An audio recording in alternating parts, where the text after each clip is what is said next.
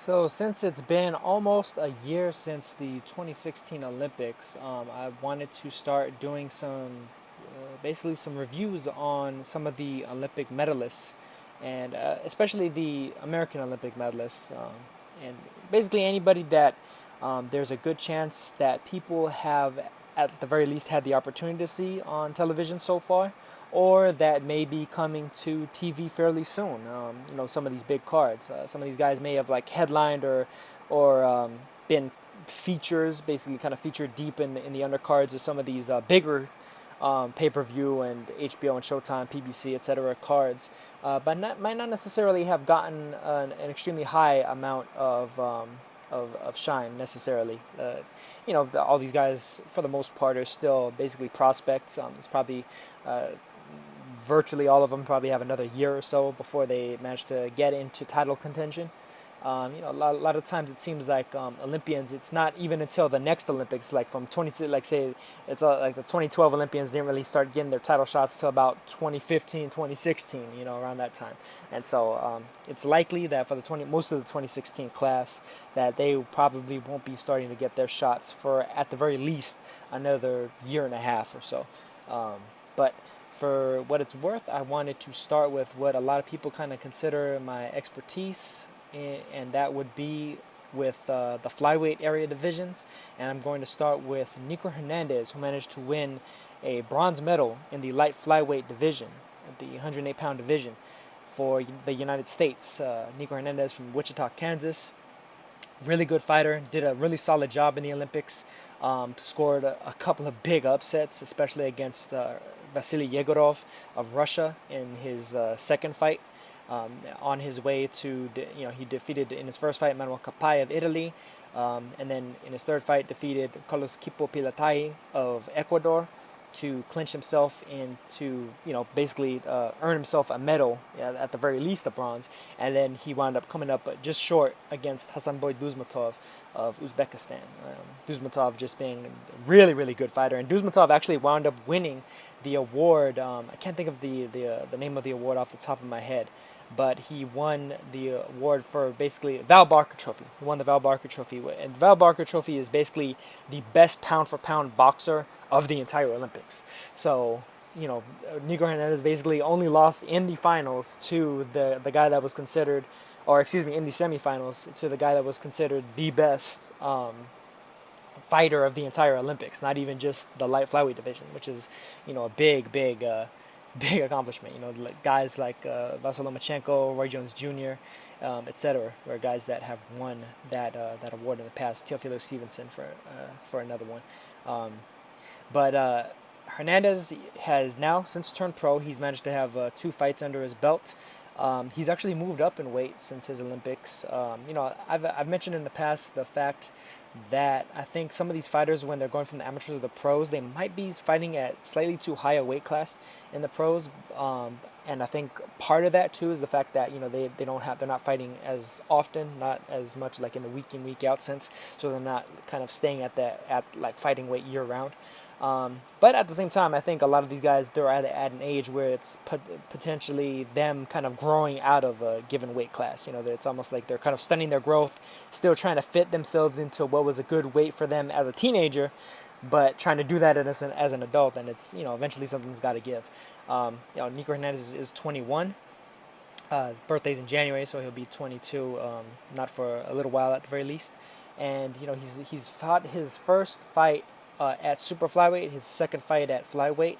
As far as that goes, with what I just mentioned, I do think that in his first fight against Patrick Gutierrez at super flyweight, he looked a little bit fleshy. It kind of reminded me of Roman Chocolatito Gonzalez fighting at super flyweight. He had a little bit of a belly about him, a little bit fleshy and everything. Might have been enjoying himself a little bit since his Olympic run and everything. Didn't look like the svelte, primed fighter that he was in the Olympics. But at the same time, one of the main things that you could say, one of the main critiques you could give him in the Olympics, especially in all of his fights, as a matter of fact, was that he started slow.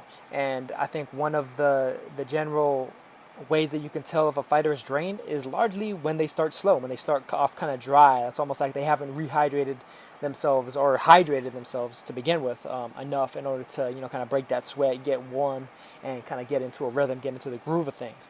And I do think that for a guy that's 5'5", they list him at, it looks like they list him at 5'4", but he's easily 5'5". That making 108 pounds, now as a grown adult as opposed to a teenager, was starting to wear thin on him, especially, not just making that weight like in the pros where you make weight and then you have 24 to 30 hours to rehydrate and then you don't have to make weight ever again. Unless, if you're talking about something with IBF, but that's a whole another scenario. And even still, you get to rehydrate within 10 pounds.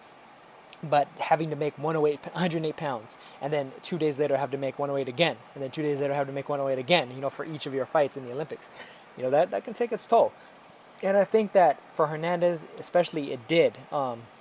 And it wound up, it kind of did throughout the Olympics, and especially kind of came to a head when he fought against Duzmatov, because it's like his legs just didn't look as spry. He definitely looked like he was depleted. And eventually, in about the second half of the second round and the third round, he started to kind of come on those fights. And I do have a video where I kind of reviewed that. I'll try and link it in the description below. But it seemed like he was just kind of he wore himself a bit thin, no pun intended. But for what it's worth, he still did a solid job. Getting back to his pro debut against Patrick Gutierrez, I'm going to link that in the description as well. I have a video of that, footage of that. Did a solid job, stopped Gutierrez in the fourth round. Gutierrez was a fighter that had been competing at bantamweight and super bantamweight, and actually I think he's since competed all the way up at super featherweight. So this is a guy that, he's one of these kind of journeyman fighters, a guy that is probably pretty good in the gym, figuring, hey, I'll turn pro. That's the type of guys that you tend to get for most fighters' pro debuts, regardless of how experienced or what age they are. But Gutierrez, you could definitely tell he was the bigger man. He was just slightly shorter than Hernandez, but you could tell that he was more heavily muscled. He was just a naturally bigger guy. So he was able to take quite a few shots from Hernandez. Hernandez was looking to kind of light him up and throwing every punch that you could think of, hooks, uppercuts, the 1-2, switching stances as he's been known to do from the amateurs into the pros. I've compared him a little bit to two fighters, to Michael Carbajal, obviously, because Carbajal was himself a silver medalist in the '88 Olympics, and a guy that had a big fan following and managed to kind of revolutionize the way that flyweight area division fighters were promoted and everything. Became the first fighter, I think, even below featherweight, to earn over $1 million. So that was definitely a big accomplishment. And he kind of paved the way for a lot of these guys nowadays. Roman Chocolatito Gonzalez, Nain Inoue, Juan Francisco Estrada, and now Nico Hernandez. And Hernandez, with the increased attention that the lighter weight divisions have been getting on U.S. airwaves especially, and just like Western and English-speaking airwaves generally, he may be able to definitely capitalize off of the kind of trail that's been somewhat blazed recently, especially for him. And the audience is now a bit more primed to be able to expect and to see and enjoy lighter weight fighters, whereas before they may have been a bit prejudiced against them. But Hernandez did a solid job against Gutierrez. Just kind of flummoxed him. Was just technically superior in spite of Gutierrez definitely being the bigger guy. Gutierrez's team basically said that they pulled him out because he had a right hand injury. I'm not entirely sure if I buy that completely. It's possible, but he was pretty much just getting a drubbing the entire fight. Hernandez just couldn't stop hitting him, pretty much couldn't miss. Was lighting him up with everything. And so even if maybe his hand was a little bit sore from from missing Hernandez and hitting him high on the head or hitting him on the hip or something, then it is what it is. But Hernandez definitely earned the right to say that he stopped his man. His second fight against Jose Rodriguez, I think that Hernandez definitely looked like he was in much better shape. This one was at flyweight as opposed to super flyweight, and it looked like, to me, looking at Hernandez's build and compared to Jose Rodriguez is a bit shorter, at least about 2.5 inches shorter than Hernandez, but he was more like of a stocky build guy, and Rodriguez is a guy that has fought his career primarily, even actually at super flyweight, just slightly above the flyweight division. But you can tell that these were pretty much two equally sized, equally weighted guys in there. Hernandez, I think, with the extra few pounds and the 24-hour rehydration, I think flyweight may just happen to be the perfect division for him. I wouldn't mind seeing this if he could go one division lower, go back down to 108, and see if he could compete at 108 as a pro, and then even with the 24-hour rehydration and everything, be able to replenish himself enough so that he's not as starting as slowly and as sluggishly as he had been in the Olympics. But I mean, if he feels more comfortable at 112, and considering the fact that, I mean, he is at that age where, you know, you're starting to kind of grow into your man strength and grow into your true adult body, you know, from your early 20s up to like age 25. This might be the right choice for him, and the right choice for him going forward, because then he'll be able to get into the habit of making flyweight going forward all the way up until he's able to, you know, God willing for him, be in title contention, possibly. You know, if he's able to get up to the championship level, basically. Um, but he did a really good job over Jose Rodriguez. Was lighting Rodriguez up, similar to against Gutierrez, but except with Rodriguez, you could tell the punches were having a lot more effect on Rodriguez. And this is actually a guy that was 2-0 going into the fight with Hernandez, as opposed to 0-2, which was where Gutierrez was, where you could kind of tell that, you know, the weight classes do matter. I mean, weight classes in boxing definitely do matter, where Rodriguez, you could say that was really a higher caliber of opponent compared to Gutierrez. He was a smaller opponent in comparison to Gutierrez. So even though you could tell that, you know, skill-wise, you know, he could do some things in there, was making Hernandez miss a bit more than Gutierrez was. The shots that Hernandez was landing were doing just significantly more damage. It's like he came out like a bat out of hell that first round. 20 seconds into it, attacked and started rocking Rodriguez immediately, and was able to finish him off fairly handily and quickly in 3 rounds. Both of these fights, incidentally, were 6-rounders. They were scheduled for 6 rounds. Finished the first and fourth, finished the second one in the third. And I mean, he's managed to get himself a nice bit of career upswing going so far. Both these fights were on CBS Sports, as I mentioned before, and you know, I'm gonna definitely link those below. I'll try and link the video that I made about Hernandez and just the light flyweight division as a whole, my Olympic reviews and such, in the description below as well, so you can get a look at the guy. But Hernandez, it looks like he's going to be a fighter that they might not necessarily move especially quickly, but not necessarily slowly either. I'd imagine that as long as he keeps winning, he could be in title contention. Probably, I'd say, about early to mid 2019 maybe, at the earliest. You know, the thing is, right now, the flyweight division in particular, the 112-pound division, is a little bit in flux, you know, considering the fact that a lot of the biggest stars, a lot of the biggest names, the truly like great fighters at the weight class have kind of left by and large. You know, you had Chocolatito move up, Juan Francisco Estrada move up. You know, now Inoue skipped it entirely and everything. So right now, I mean, some of the big names, Kazuto Ioka, Dani Nietes, Zhou Shiming, are guys that look like they could be beatable. I mean, guys that themselves were, you know, guys that kind of came up from lighter weights, from 105, 106, 108.